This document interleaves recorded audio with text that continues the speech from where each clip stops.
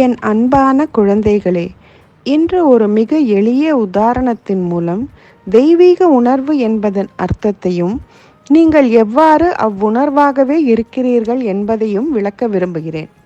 வெவ்வேறு அளவுகள் மற்றும் வடிவங்களில் தண்ணீர் குப்பிகளை உற்பத்தி செய்யும் தொழிற்சாலை ஒன்றை கற்பனை செய்து கொள்ளுங்கள். சுத்திகரிக்கப்பட்ட தண்ணீர் பெரிய தொட்டி ஒன்றில் உள்ளது.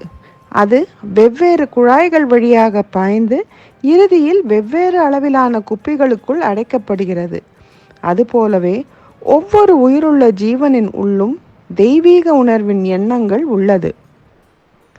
எல்லாவற்றிலும் உள்ள தத்துவமும் ஆதாரமும் ஒன்றுதான். மனிதர்கள், விலங்குகள், தாவரங்கள், கோள்கள், விண்மீன்கள் மற்றும் நீங்கள் கற்பனை செய்யக்கூடிய அனைத்து அசையும் மற்றும் அசையா பொருட்களுக்கும் இது பொருந்தும்.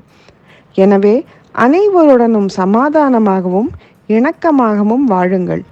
எப்போதும் ஆசீர்வதிக்கப்பட்டவராக இருங்கள்.